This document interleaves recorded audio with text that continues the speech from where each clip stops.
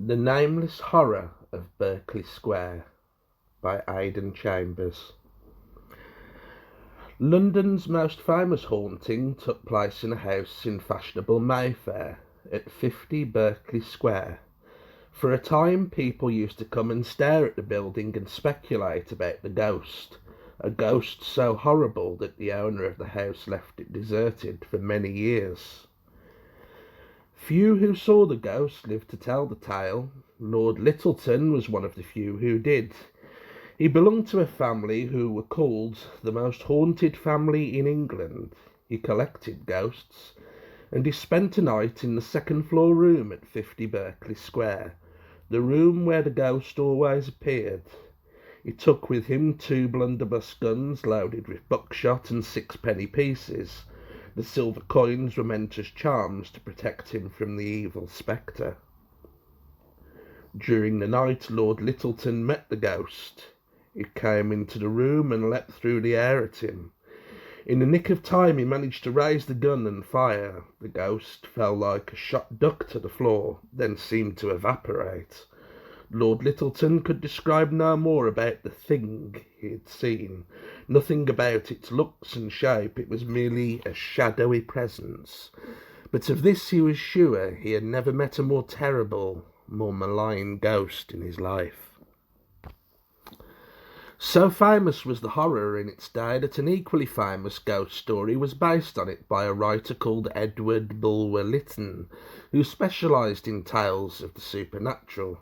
But his hero suffers far worse at the hands of the spectre than Lord Lyttelton or anyone else suffered in the room in Berkeley Square. There are many accounts of the hauntings of this ghoulish apparition. The 2 best known concern Sir Robert Warboys and a couple of sailors. Sir Robert was a handsome young man with an ancestral home at Bracknell in Berkshire. He did not believe in ghosts nor in any supernatural spirits. When he heard of the terrible things people had endured at number 50, he dismissed them as impossible. He said as much to some friends one night. They argued and finally challenged Sir Robert to spend a night alone in the haunted room. Sir Robert took up the challenge. The owner of the house, Mr. Benson, was contracted and asked permission for Sir Robert to sleep in the second-floor bedroom. Mr. Benson wanted nothing to do with the escapade. He knew, he said, what had been the fate of others who had dared sleep there. But Sir Robert and his friends were determined. It was now a matter of honour. Sir Robert had been challenged and he had accepted. If Mr. Benson would agree, then they would all come to the house on the appointed night and be on hand to aid Sir Robert should he come to harm. Furthermore, Sir Robert would be armed with a gun. Surely these precautions would be safeguard enough against the worst of attackers, human or ghostly. Reluctantly, Mr. Benson agreed. A night was fixed for the visit. Sir Robert and his friends went off, excited by the prospect of taking part in such an unusual event. The appointed evening came. The party met at Mr. Benson's house and ate dinner together. They laughed and talked with forced good humour. Everyone was nervous, now they pretended not to be. Everyone, that is, except Mr. Benson. He was nervous and did not try to hide it. Rather, he tried to persuade Sir Robert to give up this madcap idea. Sir Robert refused. His honour was at stake. Besides, he did not believe anything would, or even could, happen. Rational argument was useless. Mr. Benson went once more through the safeguards. Sir Robert was to have a loaded gun ready by his side in the room. His friends were to sit up throughout the night in case help were needed. Added to this, Mr. Benson had arranged for a bell to be installed in the sitting room, where Sir Robert's friends were to wait. It was attached to a bell pull in the haunted room. Should Sir Robert need help, he was to ring the bell to warn his companions. Sir Robert agreed to do this, but he went on. He was feeling more nervous than he had expected. Therefore, he wanted everyone to wait until he rang the bell twice before coming to him. Dinner over, the plans understood by everyone present, Sir Robert was shown to the room. It was large and comfortably furnished with a double bed and armchairs. Two big windows looked out over the square. A fire was burning brightly in the hearth. Sir Robert took off his jacket. As he did not expect to sleep that night, he propped himself up on the bed. At one side he had the gun cocked and ready, on the other side hung the bell-pull. In the room below, Mr. Benson and Sir Robert's friend settled themselves for their night's vigil. One flight of stairs separated the two rooms. Sir Robert had gone upstairs at 11:15. Nothing happened until the 12 o'clock chimes rang through the city. As the last strokes of midnight sounded, the little bell on the sitting-room wall jangled. Mr. Benson sprang from his chair and ran to the door.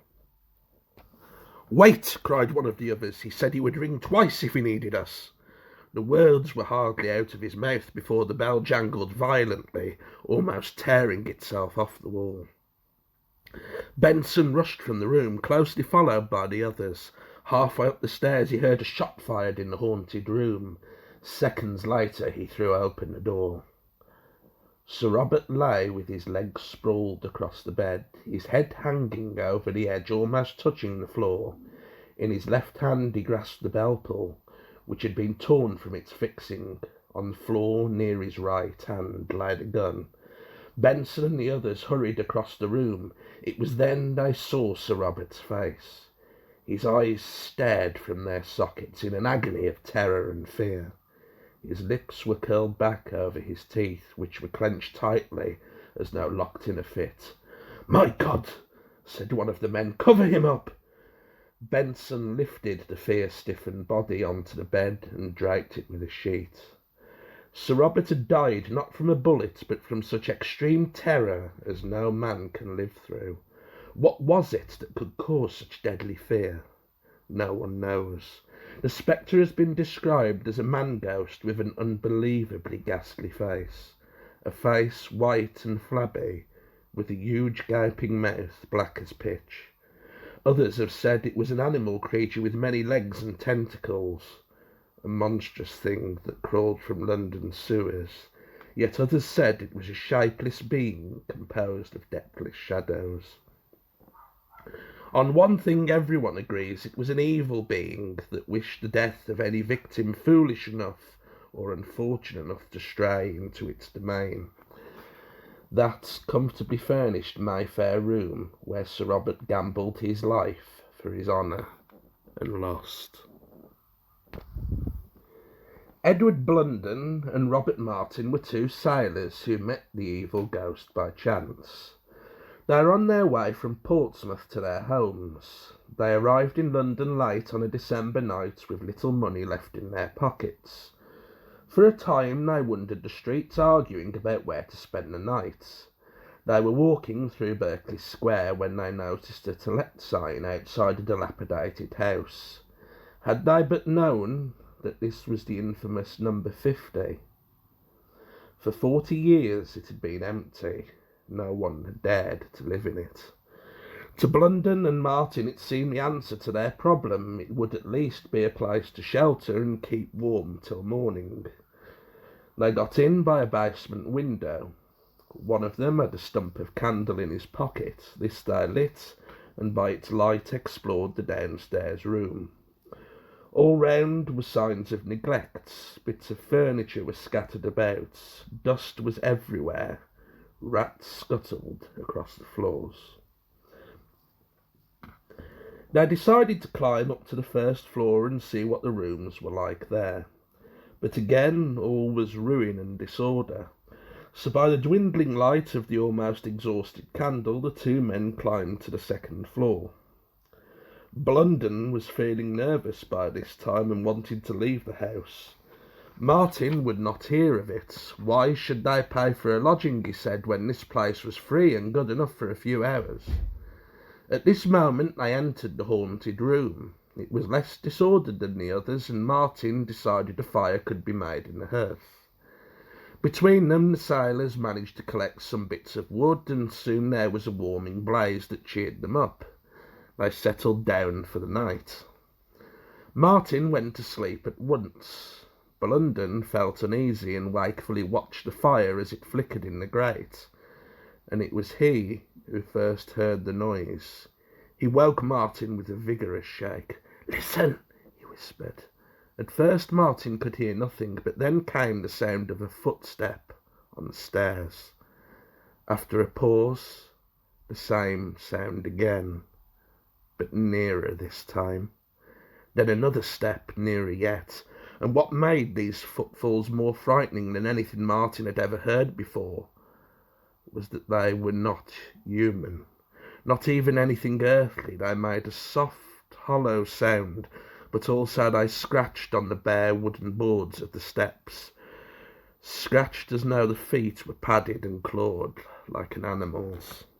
The steps continued with agonizing slowness on and upwards, on until they reached the door of the room where Martin and Blunden sat sweating from fear, and there they stopped. Slowly, the room door opened.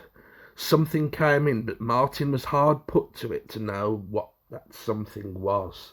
A collection of shadows, perhaps, a shapeless form, a being, no doubt of that. Blunden screamed. Both men scrambled to their feet and faced the spectre, which seemed to be growing in size as they watched. Frantic with fear, Blunden looked round desperately for something with which to defend himself. An old curtain rod was propped against the wall near a window. He rushed to it and grabbed it, but the spectre moved so that it was placed between Blunden and the door. Then from out of its shapeless, featureless shadows emerged two limbs. Not hands or arms, quite. They reminded Martin of the talons of a huge bird. For a moment the thing remained motionless, tearing over Blunden, its limbs outstretched, but then it began to move slowly, deliberately towards him. He let out another anguished scream as he saw the thing coming towards him, but the spectre did not pause. It was now that Martin saw his chance. As the ghost moved towards Blunden, the open door was left unguarded. Martin dived for it, tumbled out of the room, and crashed down the stairs. He could never remember undoing the bolts that secured the front door, but somehow he did, for that was the way he left the house. Panic-stricken, yelling for help, he ran from the square. In Piccadilly he found a policeman. Almost demented, Martin stammered out some of his story as he brought the policeman back to Berkeley Square. As they were running towards the house, both men heard the sound of breaking glass and splintering wood, and a long, falling scream. Then silence. They found Blunden's body crumpled over the basement steps. His neck was broken, and his eyes stared from his face in stark, paralysed horror. No one has ever explained the ghost of 50 Berkeley Square. It is a nameless horror which for a time in the last century was the wonder and talk of London. It has gone now. The building stands in the busy square, disturbed only by the traffic that roars past its door.